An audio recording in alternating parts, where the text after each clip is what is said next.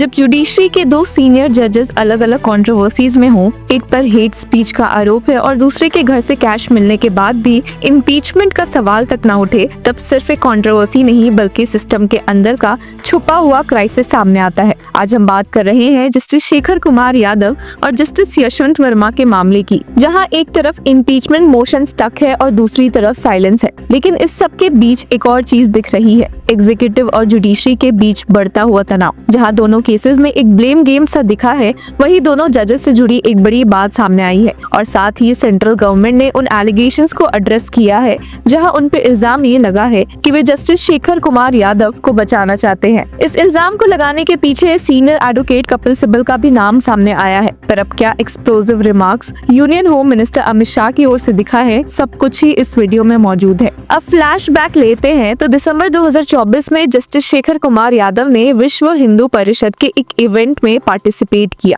जहां उन्होंने एक स्पीच दी जो तुरंत कंट्रोवर्सी का सेंटर बन गई। उन्होंने कहा कि the majority community should rule the country. ये एक ऐसा स्टेटमेंट था जो न सिर्फ कॉन्स्टिट्यूशन के सेक्युलर फैब्रिक को चैलेंज करने लगा बल्कि जुडिशरी की इम्पार्शियलिटी पर भी सवाल खड़ा करता था। इसके बाद सुप्रीम कोर्ट कॉलेजियम ने उन्हें समन किया और एक्सप्लेनेशन मांगा, जब उनके सामने उनकी रिमार्क्स को लेकर क्लैरिफिकेशन की डिमांड की गई। हालांकि इस पर जस्टिस यादव ने कहा कि I stand by my remarks, I did not violate the code of conduct. मतलब ना उन्होंने अपने वर्ड्स वापस लिए, ना ही रिग्रेट दिखाया। सुप्रीम कोर्ट ने फिर डिसाइड किया कि एक इंटरनल इंक्वायरी शुरू की जाए। पर यहाँ से कहानी में ट्विस्ट आता है। मार्च 2025 में राज्यसभा सेक्रेटेरिएट ने एक अनयूजुअल लेटर सुप्रीम कोर्ट को भेजा। लेटर में लिखा था कि सुप्रीम कोर्ट किसी सिटिंग हाई कोर्ट जज के खिलाफ इन्वेस्टिगेशन नहीं कर सकता। बेसिकली पार्लियामेंट ने जुडिशरी के काम में दखल देने की कोशिश की। सिर्फ यही नहीं बल्कि फरवरी 13 को राज्यसभा चेयरमैन और वाइस प्रेसिडेंट जगदीप धाकड़ ने पार्लियामेंट में कहा कि jurisdiction for the subject matter lies exclusively with the chairman of Rajya Sabha and ultimately with parliament and president. अब लीगल एक्सपर्ट्स ने तुरंत रिएक्ट किया। उनका कहना था कि the Rajya Sabha secretariat has no constitutional authority to obstruct judicial inquiries.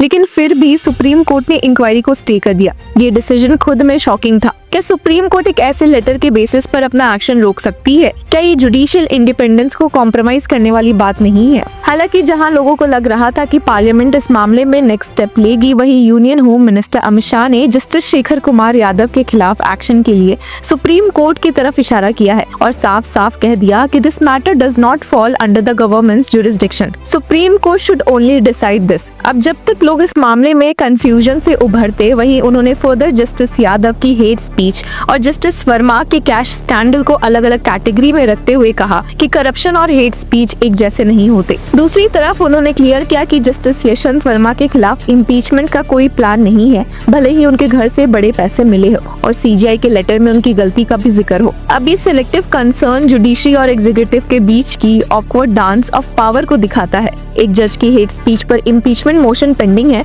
और दूसरे जज के करप्शन के मामले में सिर्फ इंटरनल एक्शन का मेंशन हो रहा है। पर मामले यहाँ नहीं रुकते। जस्टिस शेखर कुमार यादव के खिलाफ फाइल्ड इम्पीचमेंट मोशन में एक बड़ी अपडेट आई है।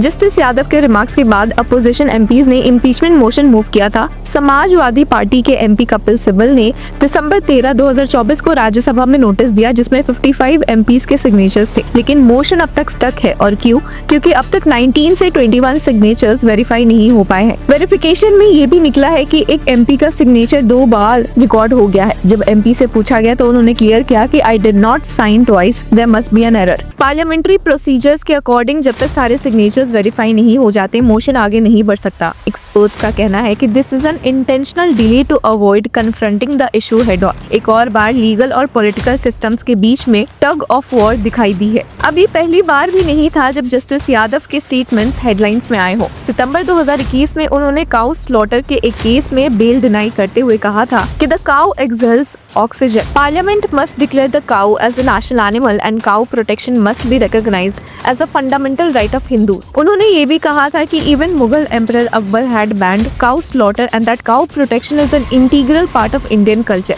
ऐसे रिमार्क्स जुडिशरी की रीजनिंग को इमोशनल और रिलीजियस सेंटिमेंट्स के बेसिस पर दिखाते हैं, जो कि इम्पार्शियल जस्टिस सिस्टम के लिए खतरनाक है। और इन्हीं सब के बीच में 14 जून को all India lawyers association for justice, जो एक प्रोग्रेसिव लॉयर्स ऑर्गेनाइजेशन है, ने एक स्टेटमेंट जारी करके इलाहाबाद हाईकोर्ट के जज जस्टिस शेखर कुमार यादव के खिलाफ इन हाउस इंक्वायरी की डिमांड की है।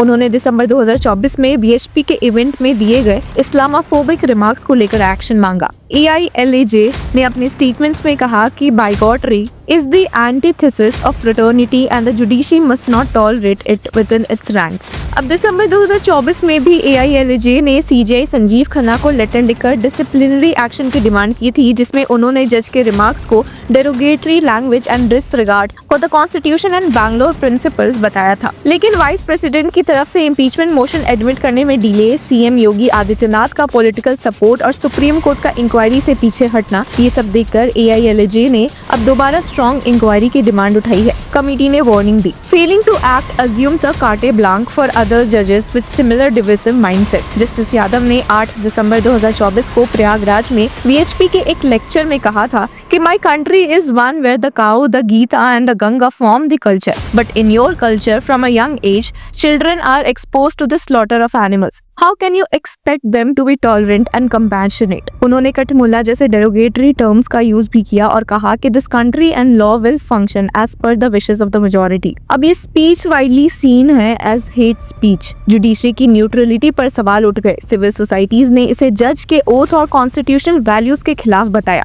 बैंगलोर प्रिंसिपल्स के मुताबिक अ जज शैल परफॉर्म ड्यूटीज विदाउट फेवर, बायस और prejudice and must not manifest religious bias. Justice Yadav के रिमार्क्स इन स्टैंडर्ड से अपोजिट है। दिसंबर 2024 में CJR ने भी इन हाउस इंक्वायरी की डिमांड की थी। जनवरी 2025 में 13 सीनियर एडवोकेट्स ने CJI से रिक्वेस्ट किया था कि CBI से FIR रजिस्टर करवाई जाए अंडर सेक्शंस 196 एंड 302 ऑफ भारतीय न्याय संहिता। पहले भी impeachment notices opposition MPs Ruhullah Mehdi Lok Sabha और कपिल सिब्बल राज्यसभा द्वारा फाइल किए गए थे, लेकिन अब तक कोई एक्शन नहीं हुआ है। AILAJ ने जुडिशरी के इनएक्शन पर कंसर्न करते हुए कहा कि laxity in action diminishes public faith in the institution of judiciary. और सबसे शॉकिंग डेटा ये है कि 2022 में centralised public grievance redress systems पर जजेस के खिलाफ 1600 प्लस कंप्लेंट्स फाइल हुई थी, लेकिन सुप्रीम कोर्ट या किसी हाई कोर्ट ने इंक्वायरी रिपोर्ट्स पब्लिक नहीं की। एक RTI में जब ये डेटा मांगा गया तब वो भी रिजेक्ट कर दिया गया। तो इन्हीं सब के बीच में एक आम इंसान जुडिशरी पर भरोसा करे तो कैसे करे?